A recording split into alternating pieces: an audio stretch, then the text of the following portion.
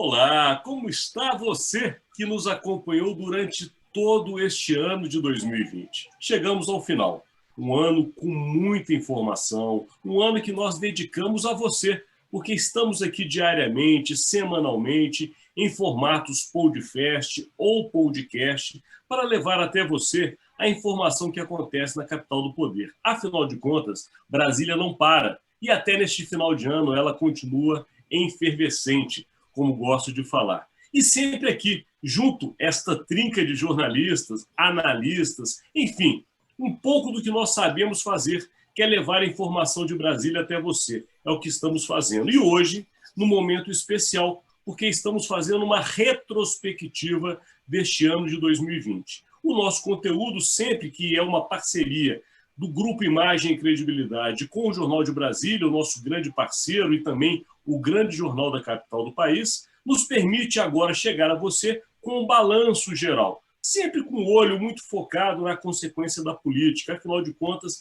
é a nossa área de atuação, é onde passamos as décadas trabalhando e é o que levamos para você. A informação, o bastidor, enfim, tudo o que acontece na cidade capital do poder, Brasília.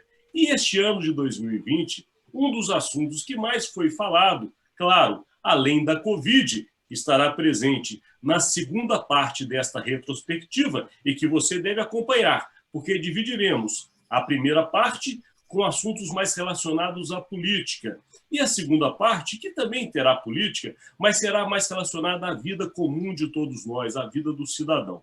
Então, hoje, o assunto, como é política, não dá para a gente fugir do tema eleições. Afinal de contas, tivemos no ano de 2020 as eleições municipais, que trouxeram novos resultados e novas reflexões. Porque a política, como era feita até as eleições municipais, pelo menos a expectativa dela, ficou bem diferente do que saiu das urnas. E é sobre estas consequências que vamos iniciar, então, agora com os nossos analistas, jornalistas e parceiros, Rodolfo Lago e Estevão Damasio. Eu, Alexandre Jardim, agradeço a sua presença conosco durante todo este ano de 2020. Então, vamos lá. Abra aí, Rodolfo Lago, este momento retrospectiva 2020, começando com as eleições. Está contigo. Ano complicado, né, Alexandre, Estevão, nossos amigos. Que anozinho que nós não vamos nos esquecer, acho que nunca mais.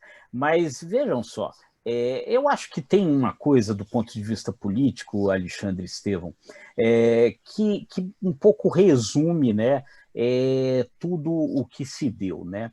A gente pode dizer o seguinte: os profissionais estão de volta, né? O que aconteceu nas eleições municipais, e aí isso se reflete nas disputas de poder na Câmara, né, no Senado, no Congresso Nacional, que, bom, o eleitor, na sua busca constante aí, que está muito voltada principalmente à questão da corrupção pública no Brasil, ele fez uma opção em 2018, no sentido de considerar que era preciso fazer uma renovação total no campo da política, tal, trazer gente nova, porque não dava mais e tal, essa velha política e tudo, e acabou que isso daí não deu certo, né? Deram com os burros na água, porque eu acho que fizeram, Alexandre e Estevão, um raciocínio errado. O problema não está em você ter gente nova ou gente experiente fazendo política. Você tem o problema está em fazer política do jeito certo ou do jeito errado, né? As grandes questões, os grandes momentos políticos brasileiros em que a política se tornou importante, se você pegar, foram feitos por gente muito experiente, né? Tancredo Neves era um político extremamente experiente, né? Ele foi o único primeiro-ministro, né, da República quando houve parlamentarismo. Ele foi ministro de vários governos, ministro do Getúlio, ele foi presidente da República, né?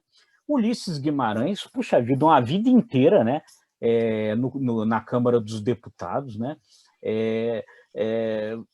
Getúlio Vargas, político experiente, Juscelino Kubitschek, considerado o maior presidente da história do país, né? Foi governador, foi prefeito, né? Então é o seguinte, e você não tem, em contrapartida, nenhum caso de momento importante da história brasileira que tenha tido como protagonista um novato. Então, quer dizer, a questão não é ser novato ou ser experiente, é fazer as coisas bem ou fazer as coisas mal. E eu acho, né, a impressão que se tem é que na eleição desse ano essa ficha caiu. A questão não é você trazer gente nova que rapidamente... Rodolfo, você me permite, é porque eu não quero perder esse gancho. Você falou uma coisa que me chamou a atenção, Estevão, e também está aberta, que é um bate-papo que a gente sempre fez, é um momento diferente, e eu peço desculpas ao nosso seguidor de interromper, porque a análise de Rodolfo Lago sempre é brilhante. Imagina. Mas quando você fala essa questão que o novo, né, sempre teve essa tradição dos políticos, vamos dizer assim, com experiência, né? Porque o profissional ficou meio mal falado, mas é um político com experiência, é a carreira dele. Ele se fez uma carreira política e é natural que ele se prepare para o cargo máximo, que é a presidência da República. E o que me chamou a atenção, que te interrompeu, é o seguinte: os dois que não tinham esse perfil, apesar até que o primeiro teria passado por um governo estadual, foram os que foram impeachmentados, né? Que era justamente a novidade Fernando Collor de Mello e a novidade Dilma Rousseff. Os dois com maior experiência foram justamente os dois casos de impeachment na nossa República. Então, volto a você agora, desculpa. Sem dúvida, né? E aí, até emendando a partir desse seu raciocínio, Alexandre, a gente pode dizer o seguinte: o que a gente viu esse ano?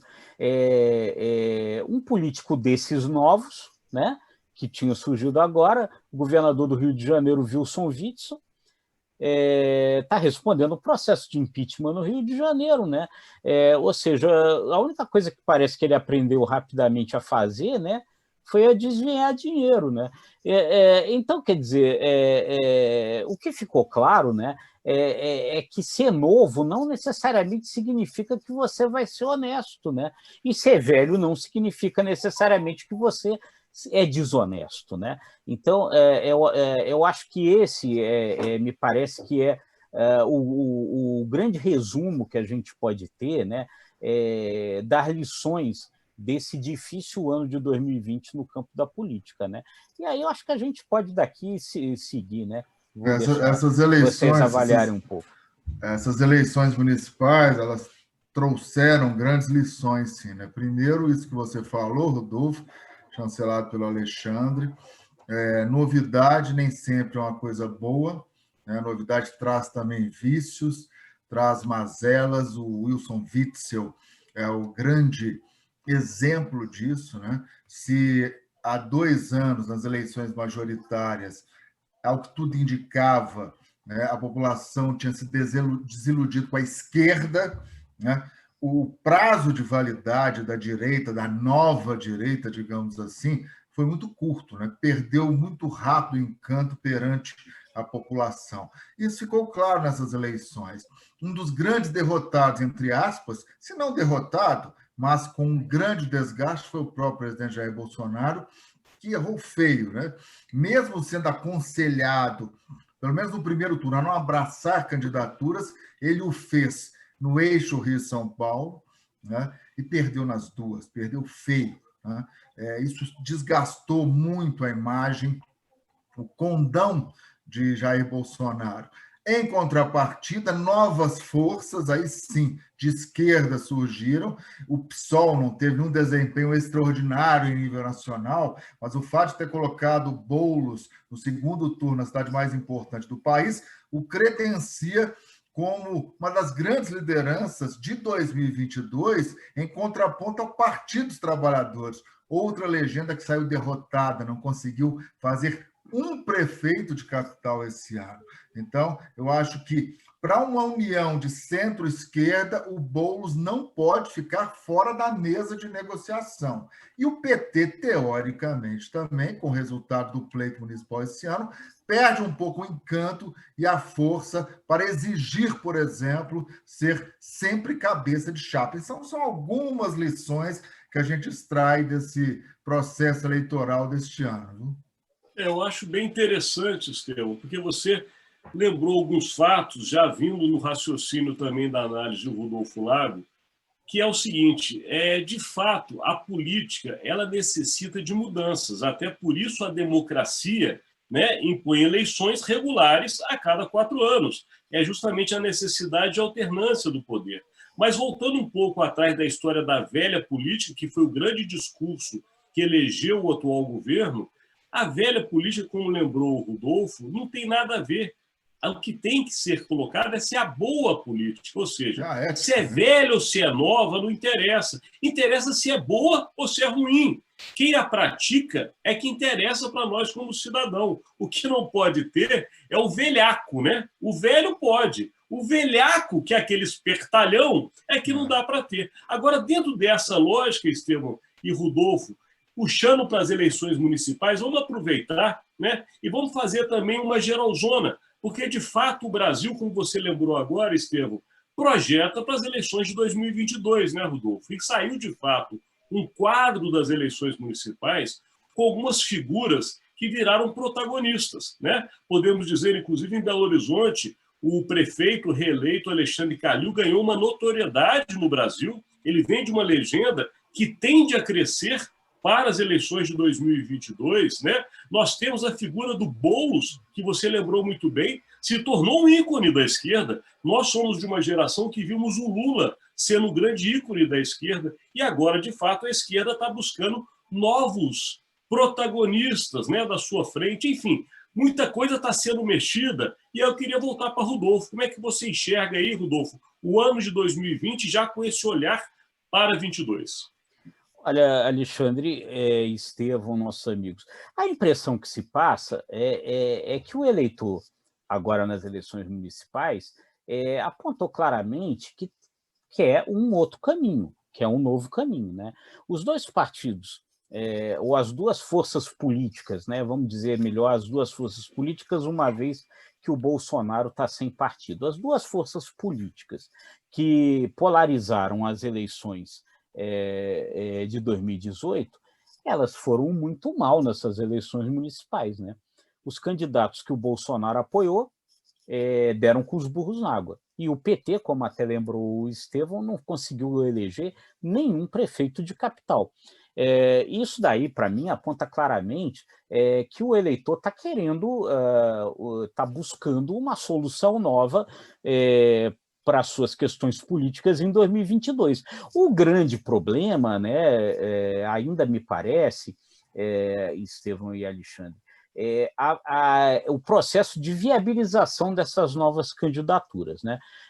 O João Dória, que certamente saiu fortalecido dessas eleições, né? Elegeu o prefeito de São Paulo, né? Faz uma aliança com o DEM, que elegeu o prefeito do Rio de Janeiro, Eduardo Paes e tal. O próprio PSDB tem dito o seguinte: olha, o João Dória ainda precisa se consolidar nacionalmente. Ele ainda não é um nome conhecido nacionalmente. Então, o grande problema nesse momento agora é o seguinte: eu acho que a vontade do eleitor fica muito claramente expressa na eleição.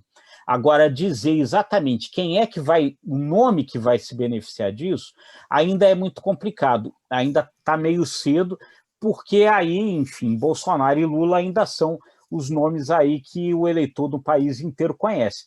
Agora, a eleição só cai para essa polarização de novo, me parece, se nenhum desses nomes novos, dessas forças novas, se viabilizar, porque me parece que a eleição municipal mostrou claramente que a vontade do eleitor brasileiro é sair desse fla-flu aí.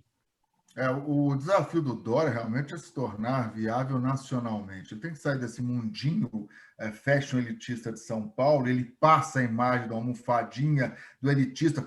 E, abrindo um parênteses, não tem nada a ver, porque o Collor era assim, né? Veio lá de Alagoas, era o almofadinho e ganhou. Mas eu acho que o Dória tem muita resistência nas regiões norte e nordeste. Ele está muito centrado na política industrial paulista. Né? É difícil ele romper essa barreira. Ele parece, né, fazendo uma piada aqui, a impressão que dá é que o Dória dorme de terno, né?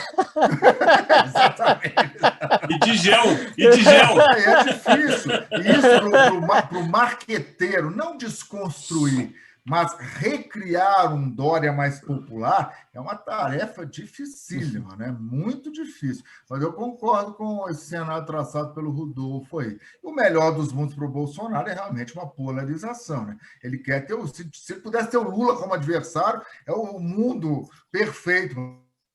Mas não vai ter, é difícil. Mas ele tem que ter algo que contradiga completamente as ideias dele. Ele está num polo, ele tem que ter um adversário do outro lado.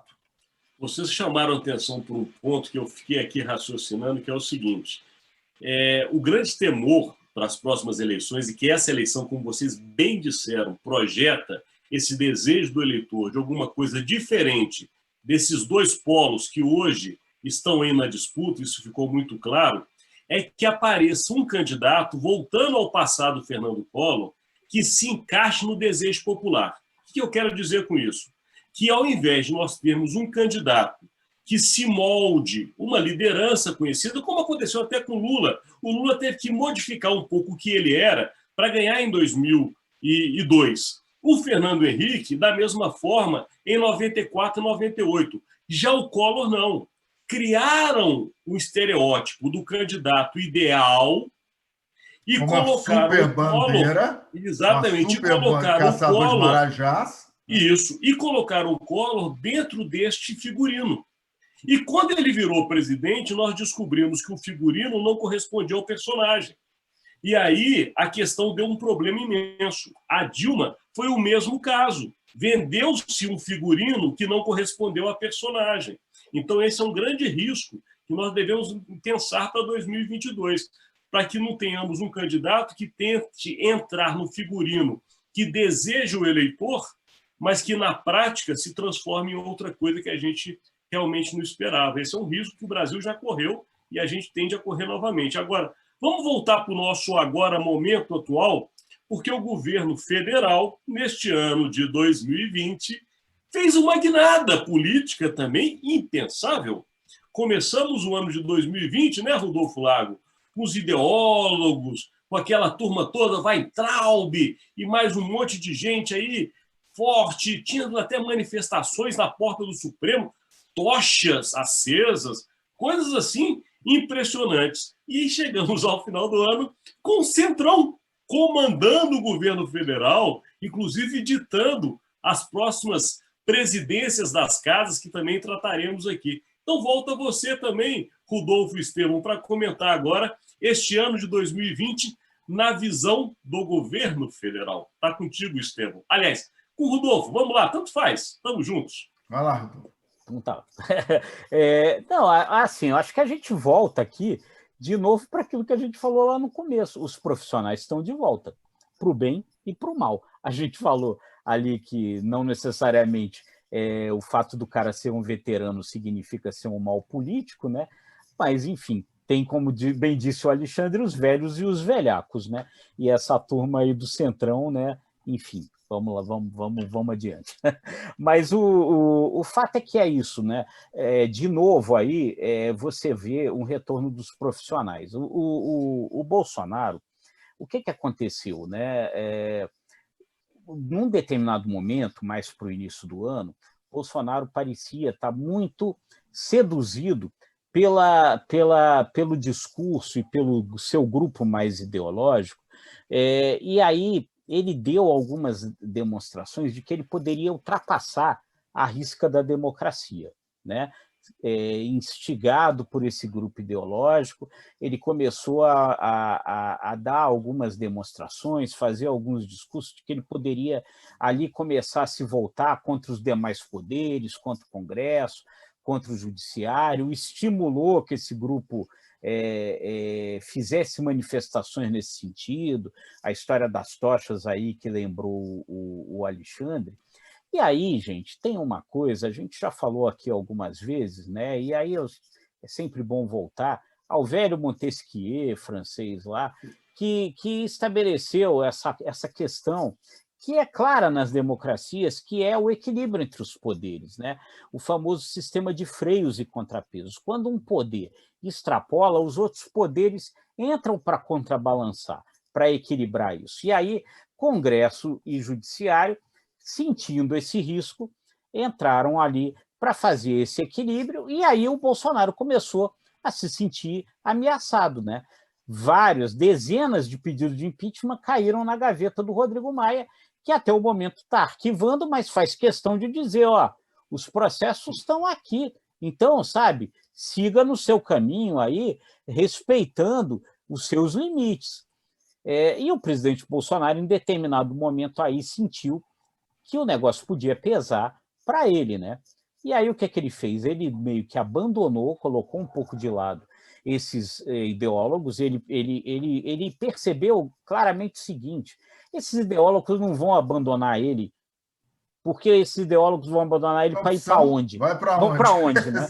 Entendeu? Esses ideólogos não vão me abandonar, então eu vou me aproximar aqui de uma turma que me garanta essa tranquilidade para evitar de governabilidade. Esses riscos aí de impeachment, esses riscos. E aí caiu no colo desse centrão. Agora, claramente, né, isso significa o seguinte, né, é um outro governo, né? Aquelas promessas feitas na campanha de renovação da política, você pode esquecer, porque essa renovação da política não vai acontecer com o deputado Arthur Lira, né? Não vai acontecer com esse pessoal aí à frente do jogo, né? Esse pessoal é a velha política, né? Então, fica claro, a volta de novo por aí também a volta dos profissionais, né?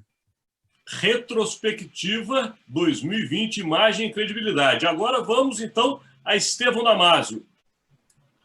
Então, Estevão, já que estamos falando aí dessa retrospectiva no governo federal, que teve, inclusive, neste ano de 2020, a saída do então ministro Sérgio Moro, o que você tem nesse teu olhar, meu amigo, para nos contar? Esse distanciamento da área ideológica, ele começou justamente após a saída do Sérgio Moro, né? Descontente com a negação, digamos assim, do presidente Jair Bolsonaro à cartilha que atraiu o Moro para o governo e que dizia respeito a romper com a velha política, a ter atitudes mais republicanas, a não se curvar diante do toma lá da cá típico de vários governos no relacionamento com o Congresso, e tudo isso ruiu, porque estava na cartilha. A teoria é uma coisa, na prática ele foi engolido pelos profissionais da política. Então, após a saída de Sérgio Moro, ele perde um pilar de sustentação, importante elo, não com a ala ideológica ou com os bolsonaristas de carteirinha, mas com aqueles eleitores que, desiludidos com o PT e com a esquerda, votaram no Bolsonaro, mas que não são bolsonaristas de carteirinha, mas que vislumbravam na entrada de Moro no governo um novo período, né, de caça às bruxas da corrupção. Moro sai do governo, ele fica muito fragilizado, visto que, ao não perder, ele não vai perder, como bem pontuou o Rodolfo, essa ala ideológica, ele sucumbe às pressões. Né? Ele vê que não vai conseguir aprovar nada no Congresso Nacional, é engolido pela velha política que ele tanto criticou e da qual ele faz parte, diga de passagem, ficou há mais de 28 anos no Congresso Nacional, ele não pode renegar isso, e para aprovar ou ter um mínimo de governabilidade, ele abraça o Centrão e começa a abrir espaço, distribuindo cargos para o Centrão. Então, o Bolsonaro passa a ficar refém, está refém até hoje, dessa velha política que ele tanto criticou. Né? É importante pontuar isso, gente.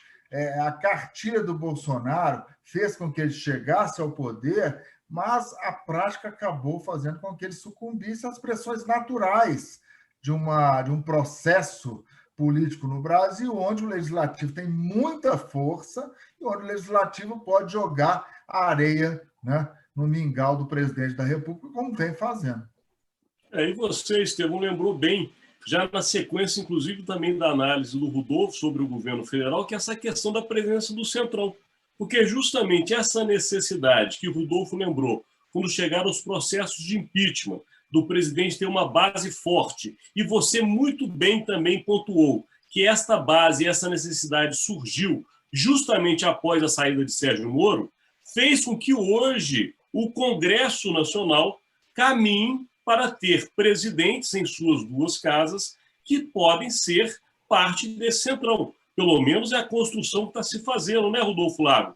Já que as eleições aí estão chegando, nós estamos chegando também ao final do nosso ano, mas o início de 2021 é marcado com esse momento, um momento estratégico para o governo federal, um momento que vai definir justamente se estas pautas que vocês disseram, da ideologia, ou, enfim, de quem o apoiou para chegar ao governo e do eleitor que votou no presidente Jair Bolsonaro, se vai ter, no final do seu mandato, aquele checklist, né?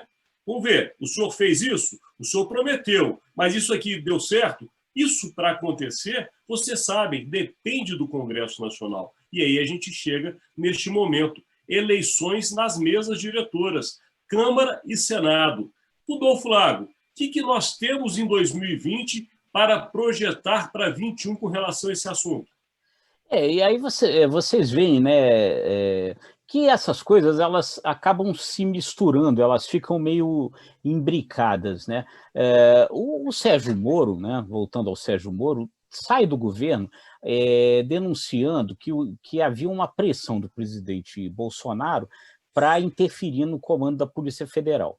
Por quê? O que o Bolsonaro estava preocupado? O Bolsonaro estava preocupado com as investigações envolvendo os filhos dele, principalmente o Flávio Bolsonaro, né? O senador Flávio Bolsonaro, a história da rachadinha no Rio de Janeiro.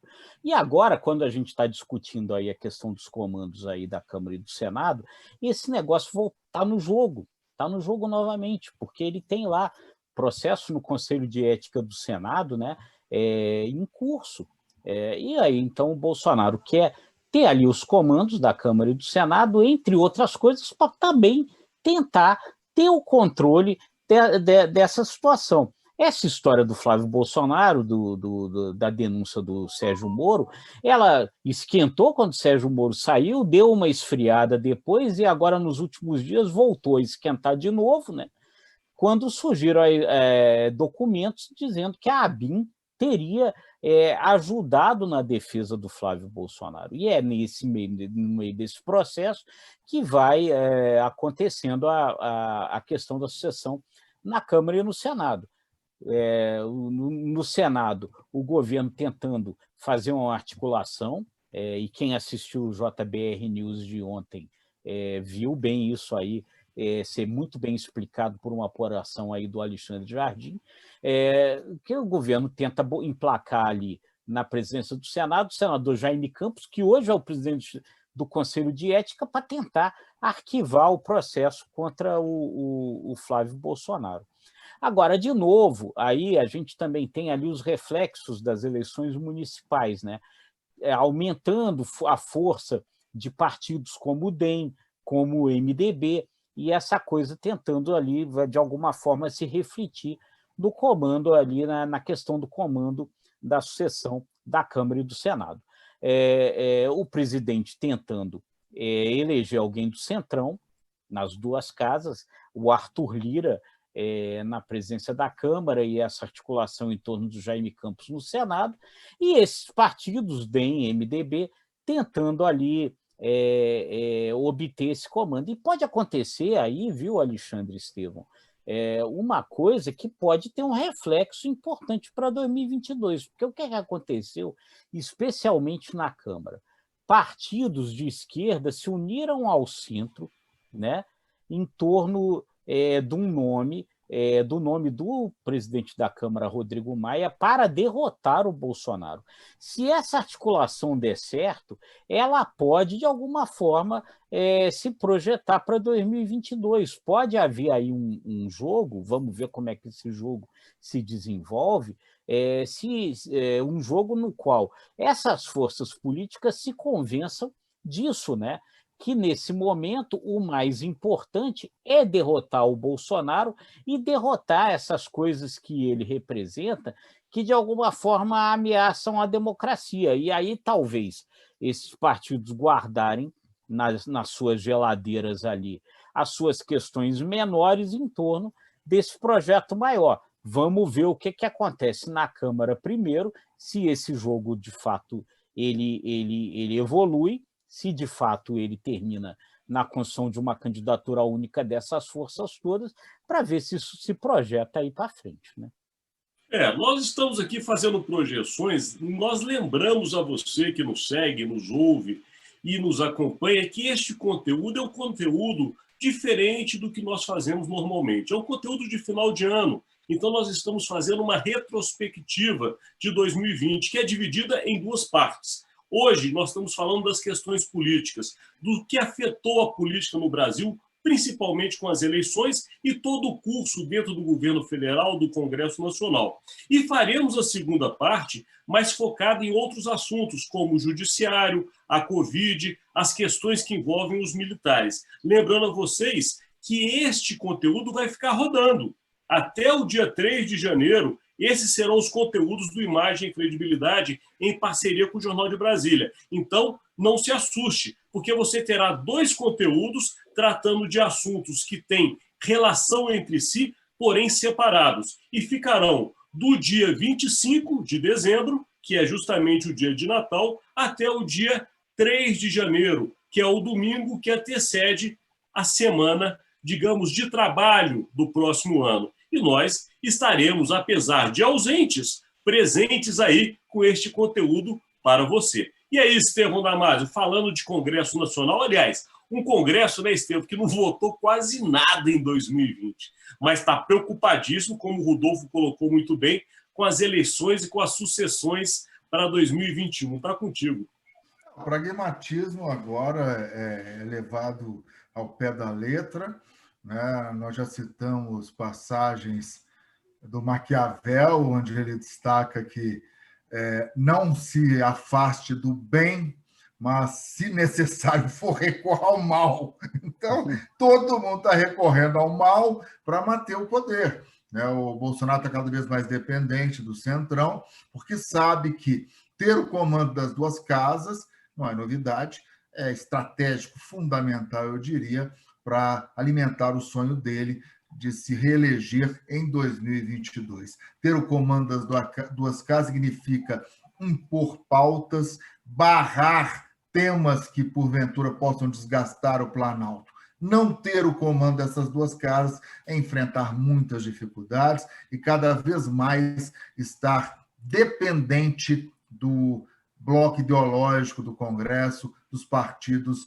do Centrão. Então é isso, né? O Maia e o PSDB, democratas e parte do MDB, boa parte do MDB, sabem que para retomar o poder em 2022 precisam também do comando das duas casas para atrapalhar os sonhos de Bolsonaro. Então, é um pragmatismo de ambos os lados, né? A disputa é pelo poder, não pelos destinos de um país que vai precisar muito da responsabilidade econômica e fiscal no ano que vem para retomar, por exemplo, o nível de empregos que vem assustando cada dia que passa.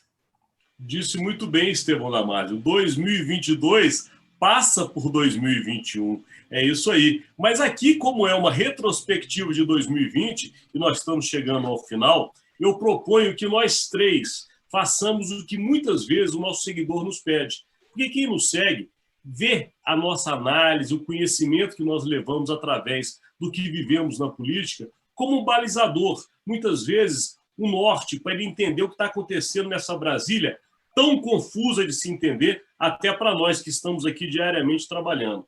Porém, neste momento, a provocação que faço, em benefício de quem nos segue, é que cada um de nós dê o que pensa do ano que passou, o ano que chega ao final, 2020. Qual, para vocês, o principal reflexo na política de 2020? Começa com o Rodolfo Lago. Assim, aquilo, de novo, é a volta do jogo profissional, né?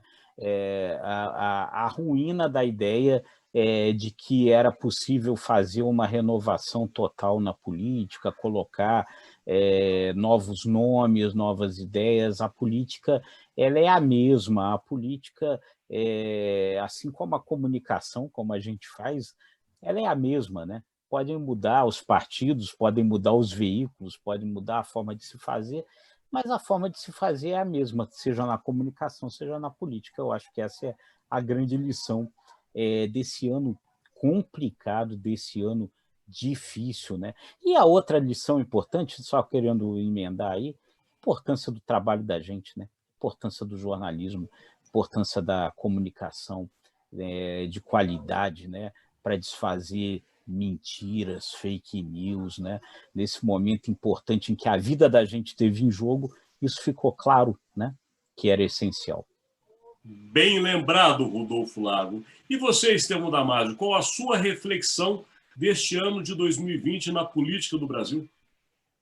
Eu vou direto ao ponto. Eu acho que 2020 sedimenta, né, o fim das ilusões reformistas da política, né, o fim das ilusões para que cheguemos a uma política mais voltada para o social, mais nobre, né, política com P maiúsculo. No atual sistema em que vivemos, eu acho muito difícil que alguém consiga sair do toma lá da cá.